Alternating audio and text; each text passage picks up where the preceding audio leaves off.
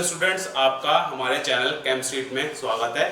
तो अब हम लोग क्लास 12 को स्टार्ट कर रहे हैं। क्लास 12 के हर एक चैप्टर पे सारी की सारी वीडियोस, सारी की सारी प्लेलिस्ट आपको 1 से 2 महीने में मिल जाएंगी।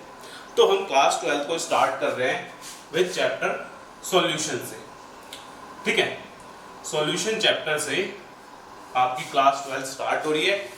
और एक चीज यहाँ पे ध्यान दीजिए कि आपको इस चैप्टर से रिलेटेड इसके नोट्स, इसकी ई बुक्स और असाइनमेंट्स ऐसे वैसे नहीं कि आप सोच रहे हो यूट्यूब चैनल के असाइनमेंट ऐसे होते हैं। आपको बहुत अच्छे असाइनमेंट मिलेंगे, आपको उसमें प्रीवियस ईयर क्वेश्चंस मिलेंगे, आपको असाइनमेंट के सॉल्यूशन भी सब कुछ आपको मिलेगा।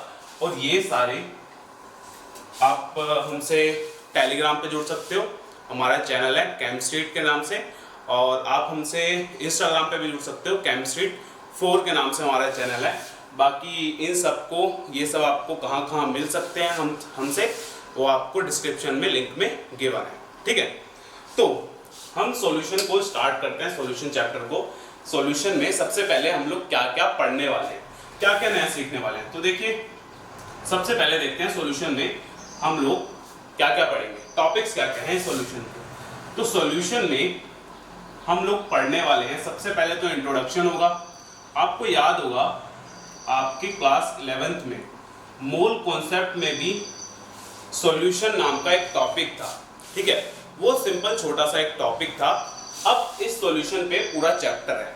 ठीक है, तो उसमें आपको इंट्रोडक्शन के बारे में सब पता है कि सॉल्यूशन क्या होता है, सॉल्यूट, सॉल्वेंट, इन सब चीजों के बारे में जो हमने 11th में पढ़ा था वही चीजें रिपीट होंगी।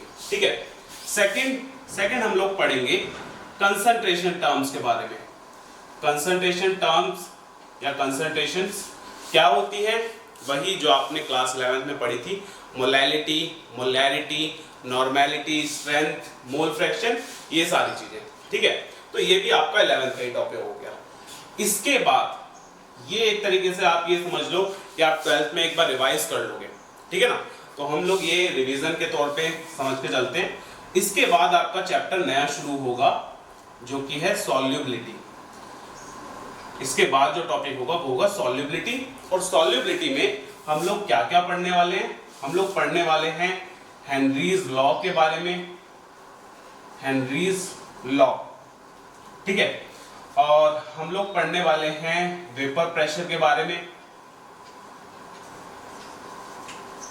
थर्ड हम लोग पढ़ने वाले हैं राउल्ट्स लॉ के बारे में। सब कुछ पढ़ेंगे, बहुत इंटरेस्टिंग टॉपिक्स हैं। ऐसा नहीं है कि ऐसी टॉपिक्स हैं, बहुत सारी जो डेली लाइफ की चीजें हैं वो आपको इसमें समझने को मिलेंगी।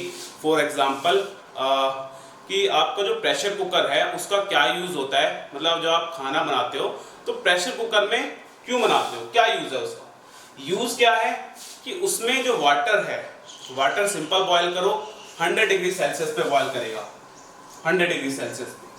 बट अगर आप वही वाटर को प्रेशर कुकर में बॉयल करते हो तो उसका जो बॉइलिंग पॉइंट है वो 100 डिग्री से 120 डिग्री के बीच में या वहां तक पहुंच सकता है। मतलब वाटर का बॉइलिंग पॉइंट बढ़ जाता है। बेसिकली जो भी चीज हम ले रहे हैं उसका प्रेशर कुकर में बॉइलिंग पॉइंट बढ़ जाता है। तो ऐसा क्यों होता है उसमें, ये चीज हम समझेंगे इस चैप्टर में। ठीक है, और भी बहुत सारी चीजें। और आप देखो, आपने एक बहुत फेमस क्वेश्चन देखा होगा कि जो कार्बन डाइऑक्साइड है, जो आपके सॉफ्ट ड्रिंक्स में कार्बन डाइऑक्साइड होती है, वो एकदम से बॉटल खोलने पे फिश से बाहर क्यों आती है। ठीक है ना, इस टाइप के इंटरेस्टिंग फैक्ट्स, क्वेश्चंस हम इस चैप्टर में कवर करने वाले हैं। ठीक है, आगे देखिए, सॉल्युबिलिटी के बाद हम लोग क्या पढ़ेंगे। सॉल्युबिलिटी के बाद आएगा कॉलिगेटिव प्रॉपर्टी। ये है चैप्टर का एक इंपॉर्टेंट पार्ट, बड़ा पार्ट है काफी और इंपॉर्टेंट पार्ट है। क्या होती है कॉलिगेटिव प्रॉपर्टी? सिंपल, ऐसी प्रॉपर्टीज जो सॉल्यूट के नंबर पे डिपेंड करे, उसके नेचर पे डिपेंड ना करें। ठीक है, ब्रीफली पढ़ेंगे इसको, मतलब अच्छे से पढ़ेंगे हम लोग क्या कॉलिगेटिव प्रॉपर्टी है और इसके टाइप्स क्या हैं। तो कॉलिगेटिव प्रॉपर्टी पढ़ेंगे और कॉलिगेटिव प्रॉपर्टी के टाइप्स पढ़ेंगे। टाइप्स यानी टोटल 4 टाइप्स की कॉलिगेटिव प्रॉपर्टीज हैं। relative lowering in vapor pressure, elevation in boiling point,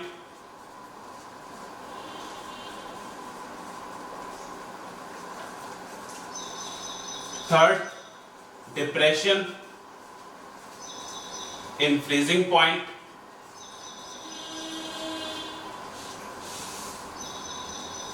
and fourth, osmotic pressure. देखिए ये भी बहुत ही एक इंटरेस्टिंग टॉपिक है। देखिए क्यों इंटरेस्टिंग है, इसमें आपको क्या क्या पता चलेगा। आपको ये चीज पता चलेगा जो जहाँ ऐसे रीजन्स जहाँ पे टेम्परेचर बहुत कम होता है, यानी कि जहाँ पे चीजें फ्रीज हो जाती हैं, वहाँ पे कार का यूज कैसे करा जाता है, वहाँ उसमें कार का फ्यूल कैसे फ्रीज होने से रोका जाता है। जो सड़कों पे बर्फ है उस पे NaCl डाल देते हैं ताकि वो मेल्ट हो जाए। तो NaCl ऐसा क्या कर रहा है कि जो बर्फ है वो मेल्ट हो जाती है। ठीक है, तो ऐसे इंटरेस्टिंग चीजें आपको जो डेली लाइफ में आपको दिखती हैं वो चीजें पता चलेगी आपको। ठीक है ना। और चीज देखो इसमें आपको क्या मिलेगा, आपको पता चलेगा आपके घर में जो आरओ है, जो आरओ है आपके घर में, वो किस प्रिंसिपल पे बेस्ड है, वो कैसे चलता है, क्या चीजें बेसिक क्या उसके ऊपर प्रिंसिपल है। आप ऑस्मोटिक प्रेशर में पढ़ोगे ये चीज के आरओ क्या है। ठीक है, और डिप्रेशन एंड फ्रीजिंग पॉइंट में भी आप बहुत सारी चीजें पढ़ोगे कि वाटर को में इथिलीन ग्लाइकोल नाम का एक केमिकल होता है, वो डाल के उसका जो फ्रीजिंग पॉइंट है वो कम कर देते हैं, मतलब बहुत ही कम। जो 0 डिग्री पे वाटर फ्री आइस में कन्वर्ट हो जाता है, बर्फ में कन्वर्ट हो जाता है, वो अब कम पे होगा। मींस कि वो 0 पे ना होके वो -5 या -10 पे होगा। तो ऐसा क्यों होता है, ठीक है, ये सारी चीजें हम लोग इस चैप्टर में कवर करने वाले हैं। तो ये हो गया आपका कॉलिगेटिव प्रॉपर्टी तक। इसके बाद देखिए, इसके बाद हम लोग क्या पढ़ने वाले हैं, इसके बाद नेक्स्ट टॉपिक आएगा एबनॉर्मल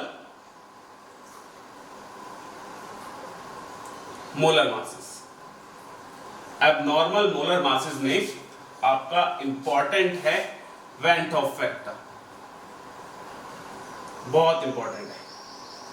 ठीक है, तो ये है आपके चैप्टर का पूरी एक समरी टाइप कि आप लोग क्या क्या पढ़ने वाले हो इस चैप्टर में। ठीक है, और इस लेक्चर में, ये लेक्चर में आपको ज्यादा कुछ नहीं मिलेगा, बस इंट्रोडक्शन कि सॉल्यूशन क्या है और वो सॉल्यूट सॉल्वेंट वगैरह ये सारी चीजें आपको इस लेक्चर में मिलेंगी। ठीक है, तो स्टार्ट करते हैं अपना सॉल्यूशन का इंट्रोडक्शन लेक्चर 1।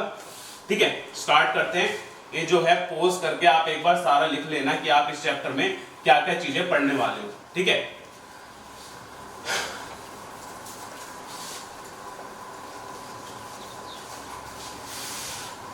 तो देखिए सॉल्यूशन का इंट्रोडक्शन की अगर हम बात करें तो बेसिकली सॉल्यूशन क्या होता है। सबसे पहला क्वेश्चन, चैप्टर का जो नाम आपने लिखा है वो क्या है, सॉल्यूशन क्या है। तो देखिए सॉल्यूशन क्या होता है, बेसिकली सॉल्यूशन होता है दो या दो से ज्यादा सब्सटेंस का मिक्सचर।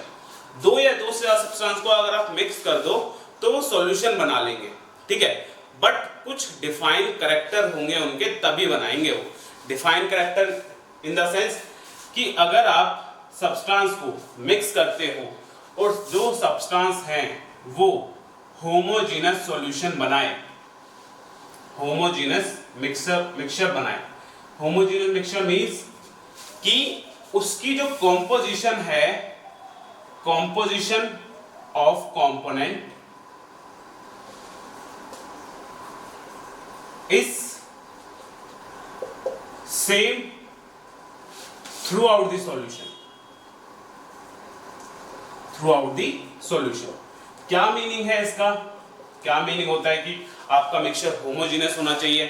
क्या मीनिंग है, देखिए आप क्या करो, एक पर्टिकुलर एक हमारे पास एक बीकर है, इस बीकर के अंदर हमने सबसे सिंपल सॉल्यूशन डाल दिया। सबसे सिंपल सॉल्यूशन यानी common salt and water, common salt and water, इसका हमने एक सॉल्यूशन बना लिया, मतलब इन दोनों को मिक्स कर दिया। इन दोनों को मिक्स करने के बाद आप क्या चीज देखोगे, ये होमोजेनस मिक्सचर बनाएंगे। कैसे होमोजेनस मिक्सचर, अगर आप इतने पोर्शन को देखो, और सेम इतनी ही वॉल्यूम का पोर्शन आप इधर देखो, तो अगर आपने जो NaCl डाला है इस पोर्शन में, उसके 5 मोल NaCl है इस पोर्शन में, तो इतने ही पोर्शन में आगे आपको 5 मोल NaCl ही मिलेगा। यानी कि उसकी कॉम्पोजिशन जितना यहां, जितनी वॉल्यूम में 5 मोल है उतनी ही वॉल्यूम में यहां भी 5 मोल ही होगा। मतलब किसी भी पॉइंट पे आप इतनी वॉल्यूम यहां ले लो,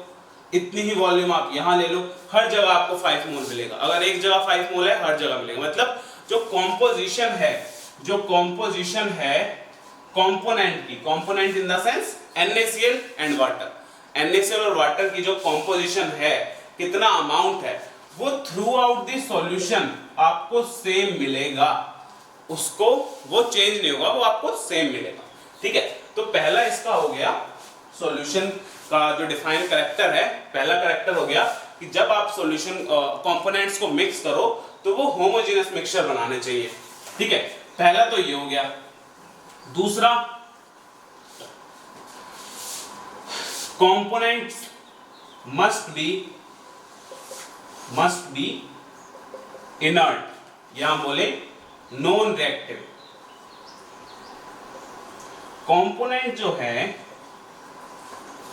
सॉल्यूशन में, जितने भी आप कंपोनेंट डालते हो वो इनर्ट होने चाहिए। इनर्ट क्या होता है कि जितने भी आप केमिकल्स सॉल्यूशन में डालो, जितने भी केमिकल्स से मिला के आप सॉल्यूशन बनाओ, वो आपस में कोई रिएक्शन ना करें, वो आपस में कोई भी रिएक्शन ना करें, वो इनर्ट रहें आपस में, कोई ऐसा ना हो कि वो रिएक्शन कर जाए। तो आपके जो सॉल्यूशन के कंपोनेंट है वो इनर्ट होने चाहिए। दूसरा डिफाइन कैरेक्टर। थर्ड क्या है? They should not be easily separated by any physical method।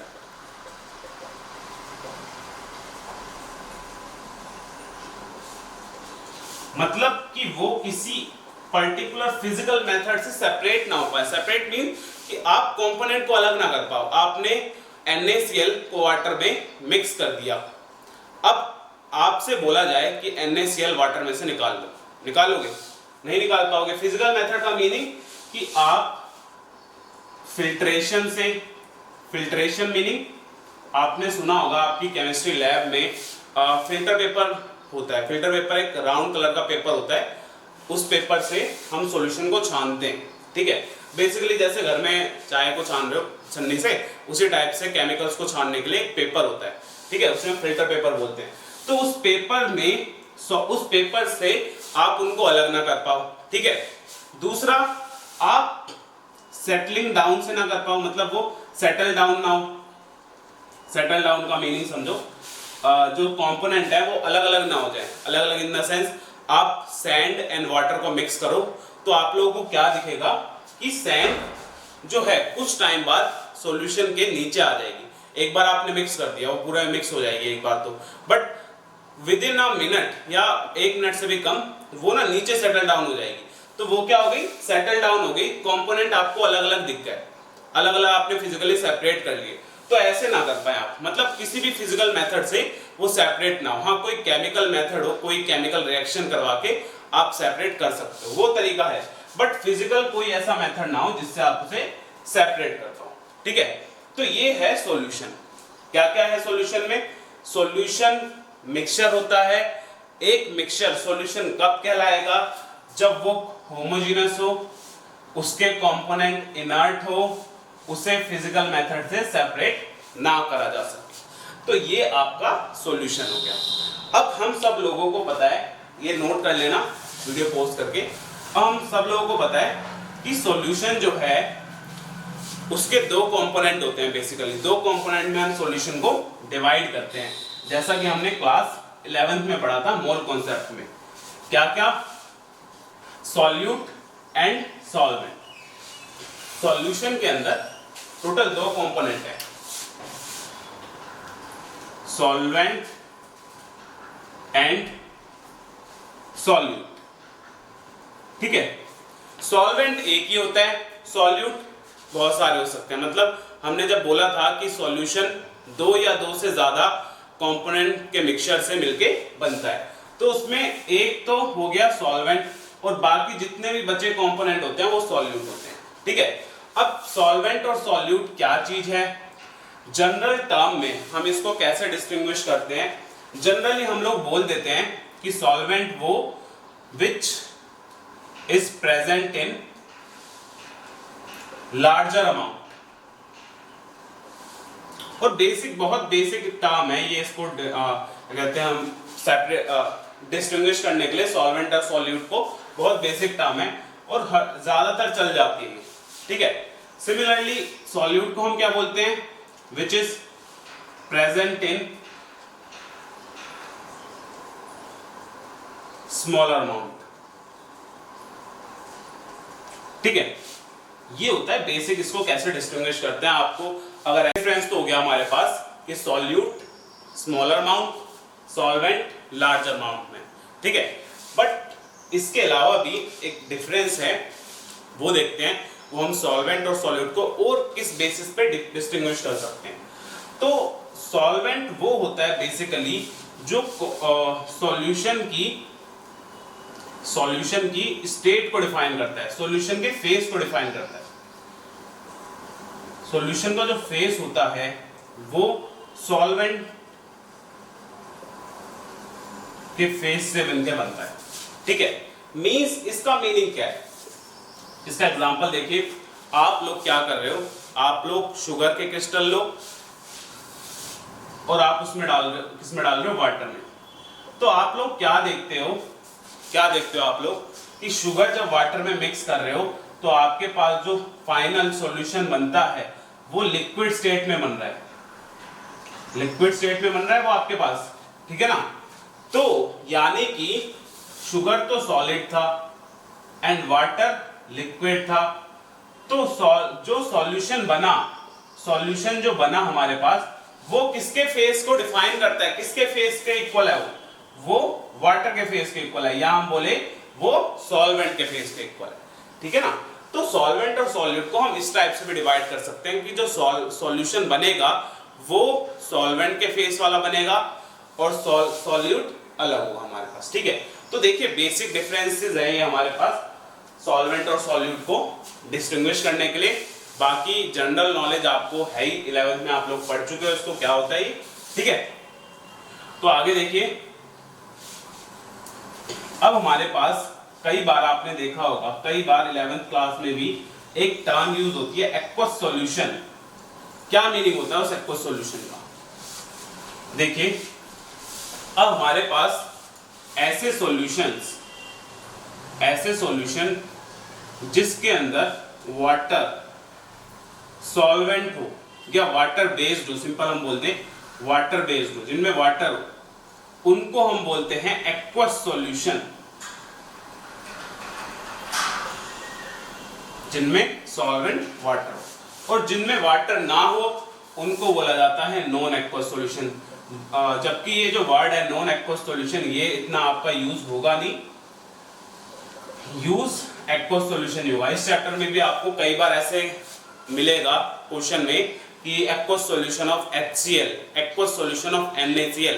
तो आप लोगों को समझना है उससे कि अगर लिखा है एक्वस सॉल्यूशन ऑफ NaCl तो आपको इससे ये चीज समझनी है कि आपको यहाँ पे क्या क्या गिवन है, वाटर प्लस NaCl, ये आपको समझ जाना है देख के। आपको ये नहीं कि एक्वस सॉल्यूशन का क्या मीनिंग है, आपको अगर एक्वस सॉल्यूशन गिवन है तो solution of water and NaCl। ठीक है ना? और नॉन एक्वस सॉल्यूशन ऐसा कुछ वर्ड आपको गिवन होगा नहीं, लेकिन फिर भी जिसमें नॉन वाटर या हम बोल दें वाटर इज नॉट प्रेजेंट, उसको हम बोलेंगे नॉन एक्वस सॉल्यूशन। ठीक है, तो इस वीडियो में इतना ही था। सॉल्यूशन की इंट्रोडक्शन आपको मिल गई है, इस चैप्टर में आपको क्या क्या पढ़ना है आपको सब पता चल गया है। बस अब नेक्स्ट वीडियो जो है कंसंट्रेशन टर्म्स के ऊपर आएगी कि कंसंट्रेशन टर्म्स क्या क्या है, मोलैलिटी इन सब के बारे में।